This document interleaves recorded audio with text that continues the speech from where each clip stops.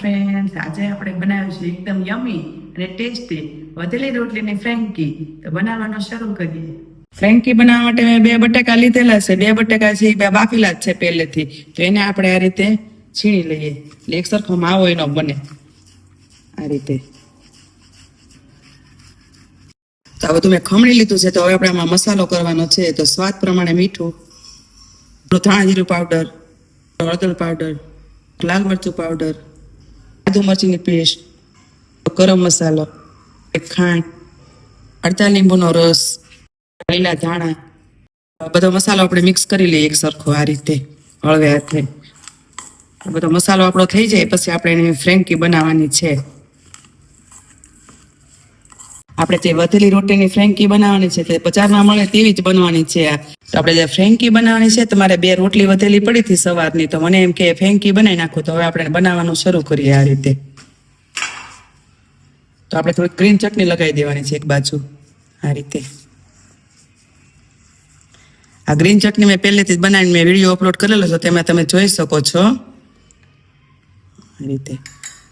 અને આપણે બીજી બાજુ ટમેટો કેચઅપ લગાવી દઈશું આ રીતે. અને આ બટેકાનો માવો જે લીધેલો છે એને આપણે ગોળ રોલ કરી નાખવાનો છે વચ્ચે મૂકવા માટે. રોલ કરી નાખવાનો એક સરખો.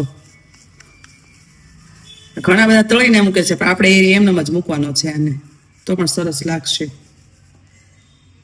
આ રીતે. થોડીક આપણે કોબીસ મૂકી દઈએ, ખમણી લીધ મેં પહેલેથી જ હતી એને આપણે મૂકી દઈએ આ રીતે.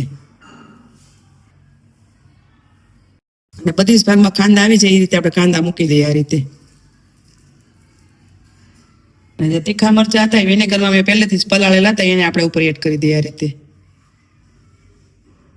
થોડુંક આપણે ચીઝ ખમણી લઈએ આ રીતે.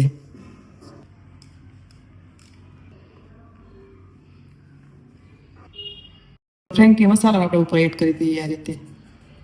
હવે આપણે ફ્રેન્કીનો રોલ વાળી લઈએ આ રીતે. પછી આપણે એને તેલમાં શેકવાની છે. અમારે ઘરે કોઈ બટરમાં ખાતું નથી એટલે અમે તેલમાં બનાવવાના છે. તમે બટરમાં બનાવી શકો છો. અમે પહેલેથી જ રોટી ગરમ કરવા મૂકી હતી તો આપણે એમાં થોડું તેલ નાખી દઈએ આ રીતે. ગરમ થાય એટલે આપણે રોટલીને શેકવાની છે આ રીતે.